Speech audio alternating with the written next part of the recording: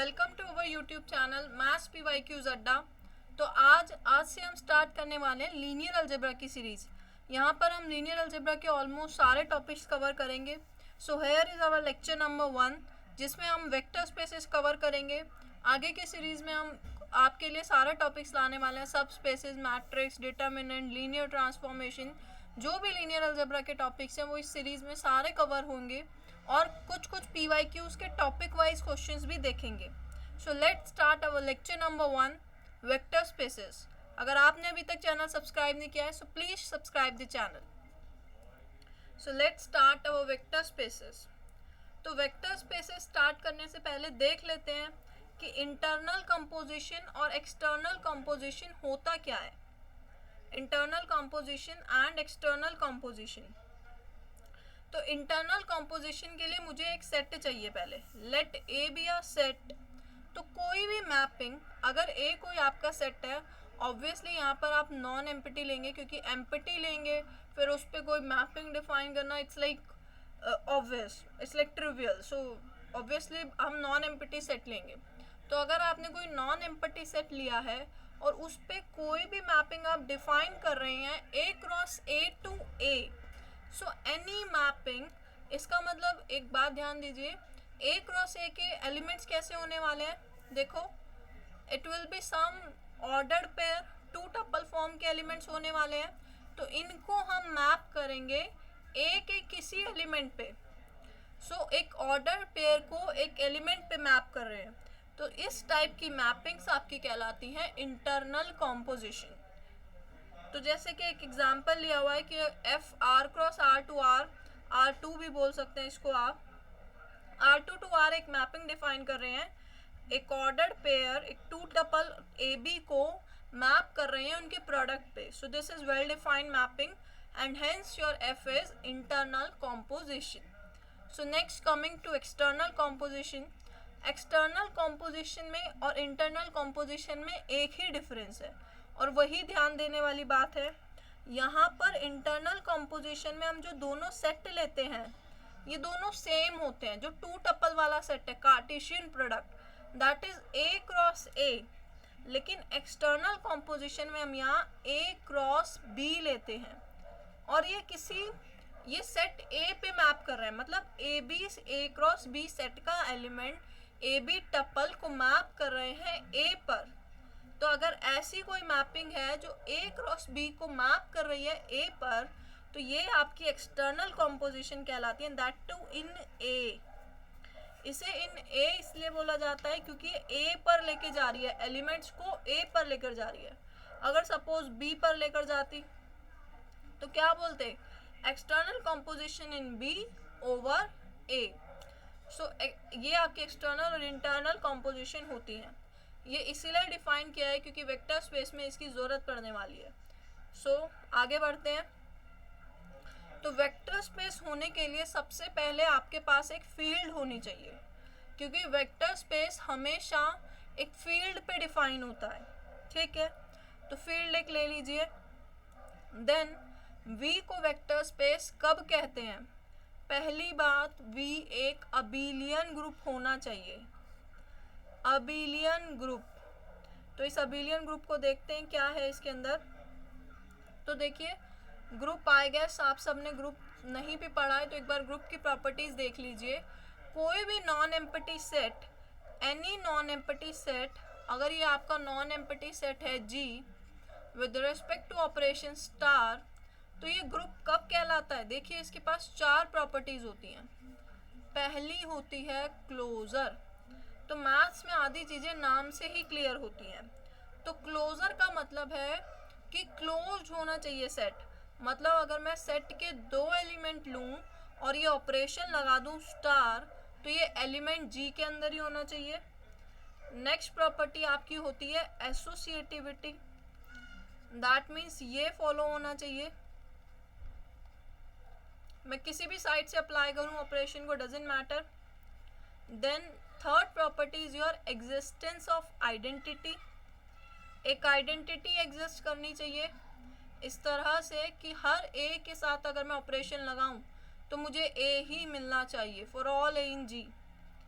Fourth is your existence of inverse. हर A के लिए एक एलिमेंट ऐसा ज़रूर एग्जिस्ट करना चाहिए कि मुझे ये आइडेंटिटी जो एक्स थी ये मिल जाए। तो अगर आपका कोई भी सेट ये चारों प्रॉपर्टी सेटिस्फाई कर रहा है तो हम कहेंगे ग्रुप। लेकिन ध्यान दीजिए हमने एक और टर्म एक्स्ट्रा लिया है, अबेलियन ग्रुप। अबेलियन का मतलब है कि ग्रुप को कम्यूटेटिव भी होना चाहिए। एक फिफ्थ प्रॉपर्टी और ऐड हो गई है कि ग्रुप को कम्यूटेटिव भी होना चाहिए। दैट मीन्स ए स्टार भी आपका बी स्टार ए के इक्वल होना चाहिए। तो ये वेक्टर स्पेस की फर्स्ट प्रॉपर्टी है। अगर आप कोई भी नॉन एम्प्टी सेट लेकर चल रहे हैं तो सबसे पहले वो आपका अबेलियन ग्रुप होना चाहिए। देखिए वेक्टर स्पेस के अंदर हमारे पास दो ऑपरेशन होते हैं, एक को बोलते हैं एडिशन और एक को बोलते हैं स्केलर मल्टीप्लिकेशन। ये कोई भी ऑपरेशन हो सकता है। एडिशन का मतलब ये नहीं है कि usual addition, addition it can be anything. एक बात ध्यान रखिए ना कि जो एडिशन है ये वेक्टर स्पेस, अभी वेक्टर स्पेस नहीं बोल रहे हैं, सेट के दो एलिमेंट्स को अगेन वी पे लेके जा रही है। तो ये कुछ आपको इंटरनल कॉम्पोजिशन जैसा दिख रहा है, लाइक वी क्रॉस वी के एलिमेंट को वी पर लेकर जा रही है। और स्केलर मल्टीप्लिकेशन क्या करता है, एक एलिमेंट वी का, एक एलिमेंट फील्ड का, और इसको लेकर जाती है वी पर। ऐसा कुछ देखो, अल्फा ले लिया फील्ड से और एक्स ले लिया वेक्टर स्पेस से, तो ये वेक्टर स्पेस में बिलोंग करना चाहिए ये एलिमेंट आपका। तो स्केलर मल्टीप्लिकेशन आपकी एक्सटर्नल कॉम्पोजिशन है और एडिशन आपकी इंटरनल कॉम्पोजिशन है। तो यहाँ पर आपकी एक प्रॉपर्टी नहीं है, ये 5 प्रॉपर्टीज इसके अंदर इंक्लूडेड है। तो ध्यान रखना 5 प्रॉपर्टीज चेक करनी है अगर कोई सेट को चेक करना है वेक्टर स्पेस है या नहीं। आगे आ जाओ, 6 प्रॉपर्टी क्या कहती है, it should be closer under scalar multiplication. मतलब क्लोज होना चाहिए स्केलर मल्टीप्लिकेशन में। मैं कोई भी फील्ड का एलिमेंट लूँ और कोई भी वेक्टर स्पेस का एलिमेंट लूँ और स्केलर मल्टीप्लिकेशन लगाऊँ तो वो वेक्टर स्पेस में ही बिलोंग करना चाहिए। ठीक है, नेक्स्ट प्रॉपर्टी क्या बोलती है, this is your 6th property, this is 7th 8th and 9th and 10th। तो टोटल 10 प्रॉपर्टीज आपको सेटिस्फाई करवानी पड़ेंगी किसी भी सेट को वेक्टर स्पेस प्रूव करने के लिए। तो 7th प्रॉपर्टी देखो, अल्फा आपका फील्ड का एलिमेंट है स्केलर, फील्ड के एलिमेंट को स्केलर बोलते हैं, वेक्टर स्पेस के एलिमेंट को वेक्टर्स बोलते हैं। तो alpha into x plus y, ये आपको कुछ डिस्ट्रीब्यूटिव जैसा लग रहा है, तो यस ये डिस्ट्रीब्यूटिव प्रॉपर्टी ही है, लेकिन एडिशन वेक्टर स्पेस में और स्केलर मल्टीप्लिकेशन फील्ड से है। एक इसकी reverse distributive property, alpha plus beta x should equal to alpha x plus beta x. एक फील्ड में एलिमेंट यूनिटी 1 जरूर एग्जिस्ट करना चाहिए कि 1x x होना चाहिए। और 10th प्रॉपर्टी है alpha beta x, alpha of beta x होना चाहिए। ये 10 प्रॉपर्टीज है। सो किसी भी आपको सेट को चेक करना है वेक्टर स्पेस है या नहीं, तो ये 10 प्रॉपर्टीज आपको सैटिस्फाई करनी पड़ेंगी। सो नेक्स्ट, तो ये वेक्टर स्पेस की डेफिनेशन है, दीज 10 प्रॉपर्टीज आपको सैटिस्फाई करवानी पड़ेंगी। याद करना कोई डिफिकल्ट नहीं है। तो पहली देखो 5 वही ग्रुप वाली, 2 डिस्ट्रीब्यूटिव लो, एक क्लोजर अंडर स्केलर मल्टीप्लिकेशन, एक 1 वाली और एक एसोसिएटिविटी वेक्टर स्पेस और फील्ड के एलिमेंट मिला के। नोट लिखा हुआ है, आगे देखते हैं क्या नोट लिखा हुआ है, वही जो बात की थी अभी कि इंटरनल कॉम्पोजिशन वेक्टर एडिशन कहलाता है और एक्सटर्नल कॉम्पोजिशन स्केलर मल्टीप्लिकेशन कहलाता है। और जो ये 1 एलिमेंट की बात हो रही थी, that means 1 into x, x होना चाहिए फॉर ऑल एक्स। तो ये 1 जो है फील्ड का यूनिट एलिमेंट होता है। I guess most of you are aware of the field. अगर आप अवेयर नहीं है तो बहुत ही जल्द हम ग्रुप थ्योरी की भी सीरीज आने वाली है, तो आप देख सकते हैं। तो फील्ड के अंदर एक यूनिट एलिमेंट पक्का होता है, एक यूनिटी पक्का होता है, जिन्होंने पढ़ा होगा उनको पता होगा। तो ये जो 1 की बात हो रही है ये वही यूनिट एलिमेंट है, ये वही यूनिटी है। ठीक है, एक बात और ध्यान दीजिए, वेक्टर स्पेस को रियल बोलते हैं अगर फील्ड रियल है तो, कॉम्प्लेक्स बोलते हैं अगर फील्ड कॉम्प्लेक्स है तो, रैशनल बोलते हैं अगर फील्ड क्यू है तो। मतलब फील्ड कुछ भी हो सकती है, ZP भी हो सकती है, फाइनाइट फील्ड भी हो सकती है, तो लेकिन अगर RCQ में से है तो पर्टिकुलर नाम भी दिया जाता है कई बार क्वेश्चंस में, तो ये ध्यान रखना, फिर ये फील्ड से रिलेटेड होता है। नेक्स्ट क्या बोल रहे हैं कि हर फील्ड ओवर इटसेल्फ, मतलब हर फील्ड अपने ऊपर ही वेक्टर स्पेस बनाती है। Every field forms a vector space over itself. एक और बात, अगर कोई फील्ड है और एफ डैश उसकी सब फील्ड है, एफ डैश अगर कोई सब फील्ड है फील्ड एफ की, देन जो ये फील्ड बड़े वाली फील्ड है एफ, ये अपनी छोटे वाली फील्ड के ऊपर वेक्टर स्पेस बनाती है। यहाँ पर ध्यान देने वाली बात ये थी, ये रिजल्ट ये नहीं बोलता कि सब फील्ड फील्ड के ऊपर बनाती है, ये बात ध्यान रखना, बहुत क्वेश्चन डायरेक्ट इससे हो जाते हैं, तो इस बात को ध्यान रखना, सब फील्ड को फील्ड पर नहीं लेना, फील्ड ओवर सब फील्ड लेना, field over sub field, not sub field over field. तो देखो जैसे C ओवर C, ये फर्स्ट स्टार से हो गया, C ओवर R क्योंकि R सब फील्ड है C का, C ओवर Q, ये सारे आपके वेक्टर स्पेसेस हैं, C over Q root 2, R over R, this all are your vector spaces. यहाँ पर ये Q है, R ओवर Q। अब एक बात ध्यान दीजिए, नेक्स्ट क्वेश्चन आया, क्या R ओवर C फील्ड हो सकता है, क्या R ओवर C फील्ड हो सकता है, तो ज़रा वेक्टर स्पेस हो सकता है, ज़रा ध्यान दीजिए, अगर ये वेक्टर स्पेस है तो इसे वेक्टर स्पेस की प्रॉपर्टी सेटिस्फाई करनी चाहिए। मैं एक एलिमेंट ले रही हूँ कॉम्प्लेक्स नंबर से आयोटा, ठीक है, फील्ड का एलिमेंट लिया है स्केलर, और मैं एक रियल नंबर का एलिमेंट ले रही हूँ 2, तो इसका स्केलर मल्टीप्लिकेशन क्या हो जाएगा, 2 है, तो वेक्टर स्पेस की प्रॉपर्टी के अकॉर्डिंग ये R में बिलोंग करना चाहिए, लेकिन ये तो नहीं कर रहा, तो इसका मतलब ये क्लोज्ड नहीं है स्केलर मल्टीप्लिकेशन में, तो इसका मतलब ये आपका वेक्टर स्पेस नहीं है। तो ये यही वाली बात है कि सब फील्ड को ओवर फील्ड नहीं लेना है, फील्ड ओवर सब फील्ड लेना है। आगे बढ़ते हैं, प्रॉब्लम 1। तो यहाँ पर एक वेक्टर, एक सेट लिया हुआ है V, जिसके अंदर 2 टपल्स हैं A1 A2, और जो कि रियल नंबर्स हैं, दैट मीन्स ये R2 ही है, एंड फील्ड ली हुई है आपकी R। 2 ऑपरेशन डिफाइन किए हुए हैं, एडिशन और ये स्केलर मल्टीप्लिकेशन। तो वेरीफाई करना है कि ये वेक्टर स्पेस है। तो एक क्वेश्चन आपके रेफरेंस के लिए किया हुआ है कि कैसे वेक्टर स्पेस वेरीफाई करते हैं, तो देखते हैं इस क्वेश्चन को फटाफट। तो क्लोजर प्रॉपर्टी देखो पहले, क्योंकि ग्रुप की पहली प्रॉपर्टी क्या थी, क्लोजर अंडर एडिशन, तो वही चेक कर रहे हैं, ये एडिशन वाली क्लोजर की बात हो रही है। तो 2 एलिमेंट लो इस V सेट से, इस टाइप के होंगे A1 A2 B1 B2, इनका एडिशन कंसिडर करो, तो इनका एडिशन ऐसा कुछ हो जाएगा, क्योंकि देखो डिफाइन कैसे है, फर्स्ट एलिमेंट को फर्स्ट में ऐड कर दो, सेकंड को सेकंड में, तो ऐसे कर दिया। अब मुझे शो करना है कि ये R2 में है, तो ज़रा ध्यान दो, अगर A1 R2 में है, B1 R में है, तो उनका सम भी तो R में होगा, तो ऐसे ही आपका A2 प्लस B2 भी R में होगा, तो जो ये पूरा टपल है ये R2 में हो गया, तो क्लोजर प्रॉपर्टी आ गई।